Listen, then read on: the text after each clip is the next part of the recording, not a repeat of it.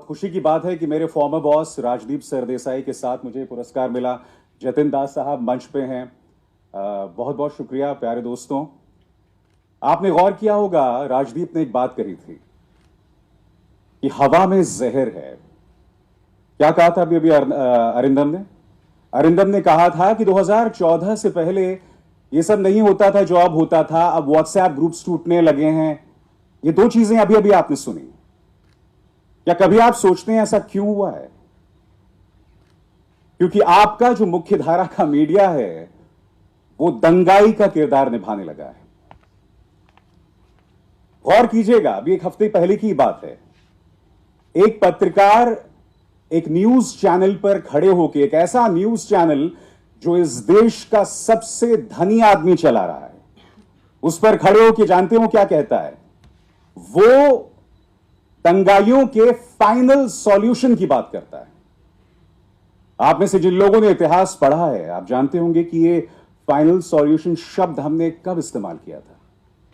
1940 में, जब नाज़ियों ने इसी शब्दावली का इस्तेमाल यहूदियों के लिए किया था।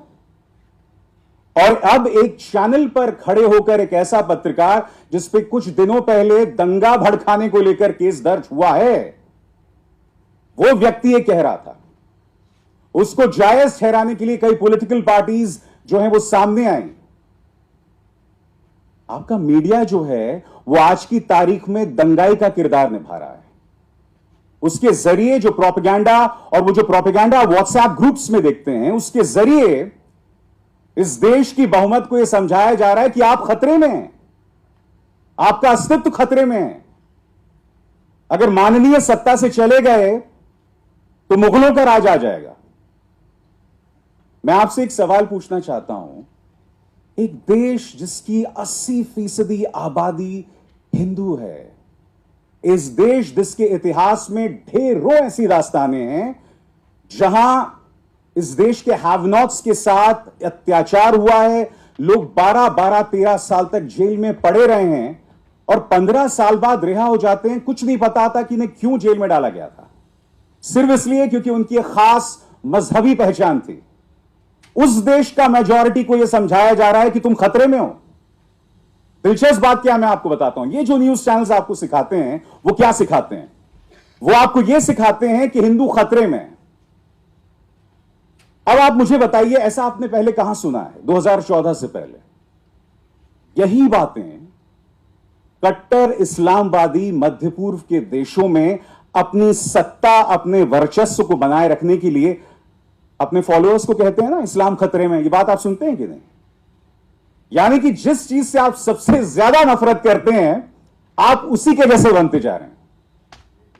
यह अपने आप में कितनी अजीबोगरीब बात है। मैं फिर आपसे पूछना चाहता हूं, अगर इस देश की जनता को यह समझाया जाएगा कि आप खतरे में हैं, आपको डर के रहना चाहिए, आप खाक तरक्की करेंगे। आप हमेशा एक परिवार में रहेंगे, आपको डराया जाएगा कि आप खतरे में हैं, आप डर में हैं, आप कहां तरक्की करेंगे? और क्या यह इस देश की सेहत के लिए बेहतरीन है, अच्छा है कि आपको हमेशा डरा कर रखा जाए? मैं आपको एक मिसाल देना चाहता हूं। अरिंदम ने यह कहा कि मैं बहुत फिल्मों में मेरी दिलचस्पी है। 2-3 गानों का जिक्र करना चाहता हूं मैं आपको। मधुबन में राधिका नाचे रे, मन तड़पत हरिदर्शन को आज, मोहे पनघट पे नंदलाल छेड़ गए रे। ये तीनों गाने हिंदू सोच, हिंदू सेंसिटिविटीज से जुड़े हुए गाने हैं। मगर क्या आप जानते हैं कि इसका संगीत किसने दिया? डज एनीबॉडी नो इन तीनों गानों का संगीत किसने दिया? नौशाद साहब ने। क्या आप जानते हैं कि उस गाने को लिखा किसने? शकील बदायूनी। क्या आप जानते हैं कि मोहे पनघट पर नंदलाल छेड़ गए ओकरे को छोड़ के बाकी दोनों गाने किसने गाए? रफी साहब। मधुबन में राधिका नाचे रे गाया किसने? उसे इनैक्ट किया दिलीप साहब। यह खूबसूरती इस देश की रही है कि आप और हम, हिंदू मुसलमान, हिंदू ईसाई, जब हम साथ रहते हैं, यह सिर्फ फलसफा नहीं है। हम लोग जब साथ रहते हैं तो हम सब आपस में जुड़े रहते हैं। इसे आप सिर्फ फलसफा या एक बोरिंग फिलॉसफी मत समझिए। क्या वजह है कि नौशाद साहब एक मुसलमान होते हुए भी मन तड़पत हरिदर्शन को आज का संगीत दे पाते हैं, शकील बदायूनी उसको लिख पाते हैं, दिलीप कुमार गंगा जमुना में एक राम भक्त का किरदार निभाते हैं, जावेद अख्तर विजय वर्मा जैसा किरदार स्क्रीन के लिए लिखते हैं, राही मासूम रजा महाभारत लिख डालते हैं उसके डायलॉग्स, और दूसरी तरफ एक निहायत ही अवसरवादी आदमी शुक्ला जी का लड़का मनोज मुंतशिर शुक्ला आदि पुरुष लिखता है। और ये कौन है मनोज मुंतशिर शुक्ला? अभी 3 साल पहले तक वो हिंदू मुस्लिम एकता की वकालत करता था। वो ये तक कहता था कि मैं अगर इलाहाबाद के रहने वाला हूं, अगर आप मेरे शहर का नाम प्रयागराज कर दोगे तो मानो आप मेरी मां का नाम बदल दोगे। वो ये भी कहता था कि महाराणा प्रताप की सेना में मुस्लिम जनरल होते थे एंड वाइस वर्सा। आज उसे यह महसूस हो गया कि नफरत परोस के चंद्रशेखर आजाद की पहचान को महज तिवारी तक सीमित रख के इन तमाम चीजों से उसको फायदा हो रहा है। अब उसकी बात सुनिए आप। ये अवसरवादी, ये मीडिया, ये आप लोगों को ब्रेन वॉश करके आपका कितना नुकसान पहुंचा रहे हैं आपको अंदाजा नहीं है। एक और छोटी मिसाल देता हूं, वैसे 10 मिनट हो जाए तो घंटी बजा दीजिएगा। आप में से कितने लोगों ने Amar Akbar Anthony cinema hall में देखी? Can I have a show off hands? ठीक है। और आप में से कितने लोगों ने जब बचपन में जब ये फिल्म आई थी, आपको याद है हम लोग जब बचपन में खेला करते थे इस फिल्म पे, तो वो गाना है अमर अकबर एंथनी, तो सभी दोस्तों में लड़ाई होती थी कि यार एंथनी गोंजाल्विस कौन बनेगा। ये नहीं कहा जा रहा है कि भाई आज की तारीख में इमेजिन करिए अमर अकबर एंथनी रिलीज हो जाए, ट्विटर पर ट्रेंड होगा Hindu for Amar. This will happen. Amar अगर एंथनी गोंजाल्विस की पिटाई कर देगा तो पता चला कोई इंस्पायर होके 2-3 चर्च को तोड़ाएगा।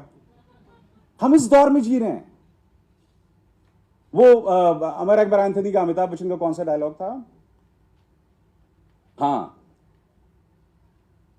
ऐसा तो 2 इस बार होता है, पुलिस का केस हो या ओलंपिक का रेस हो। उसका एक डायलॉग है उसमें। अब वही डायलॉग अगर आज के दौर में, या ऐसा तो 2 इस बार होता है, नफरत का केस हो या वोट का रेस हो। देखिए, मैं फिल्मों का जिक्र इसलिए कर रहा हूं कि हमारी फिल्मों ने, हमारी मीडिया ने कभी भी हमें बांटने का प्रयास नहीं किया। 2014 से पहले चाहे गुजरात दंगे हों, चाहे मुजफ्फरनगर में हुए दंगे हों, हम जब उसे कवर किया करते थे तो एक जिम्मेदारी के लिहाज से किया करते थे। हम भड़काया नहीं करते थे। आज की तारीख में हर न्यूज चैनल का हर प्राइम टाइम एंकर झूठ बोलते हुए पकड़ा गया है। उनके जो कार्यक्रम है दंगा भड़काने के काम आते हैं। हम उस दौर में जी रहे हैं और आप और हम सब उससे ब्रेन वॉश्ड हैं। दुख की बात यह है कि वही जहर, वही नफरत हम लोग अपने ड्राइंग रूम्स में सुनते हैं। आप और हम तो अपनी सोच को बर्बाद कर रहे हैं, हम अपने बच्चों की सोच को बर्बाद कर रहे हैं। और क्या हम उसकी कीमत को हमें क्या इस बात का अंदाजा है कि हम क्या कीमत चुका रहे हैं उसको लेकर? राजदीप अब है नहीं तो ऑब्वियसली मैं बोल नहीं सकता हूं, वो बैलेंस आउट कर रहे थे। No sir, there is no balancing out. There cannot be neutrality between, मतलब अत्याचारी और पीड़ित के बीच में बैलेंस क्या है भाई? जिसके हाथ में ताकत है, जो अपना प्रोपेगेंडा रौंद रहा है, जो अपना जहर रौंद रहा है मास मीडिया के जरिए, उसमें और विपक्ष जो बिल्कुल अनाथ है, उसमें क्या बैलेंस है? मेरा सिर्फ यही कहना है कि मीडिया कम से कम अपना काम करे, सत्ता से सवाल करे और दंगाई बनने का किरदार बंद करे। क्योंकि how many of you know of the radio Rwanda? Rwanda देश में जिन लोग नहीं जानते हैं, रवांडा में एक रेडियो होता था। वहां पर शराब के नशे में एंकर्स आते थे या अनाउंसर्स आते थे और वो लोग माइनॉरिटीज के बारे में गालियां बकते रहते थे। नतीजा वहां एक जेनोसाइड हुआ तुत्सी समुदाय का। हम 2023 में भारत में जी रहे हैं और देखिए पिछले 5 साल में हमारा जो मीडिया वो रेडियो रवांडा से बदतर है। कोई जेनोसाइड नहीं है, वो एक अलग मुद्दा है। इन्हें जो नशा है और उस नशे से आप सब सराबोर हैं।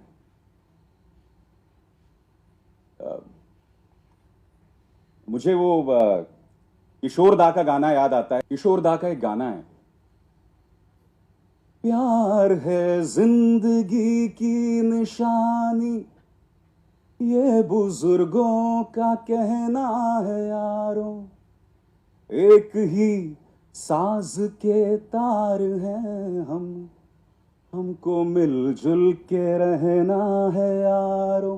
हे सोचो कल क्या थे, देखो अब क्या हो, तुमको लेना डूबे कहीं अपनी ये लड़ाई। क्या बात कही है बॉस ने यार।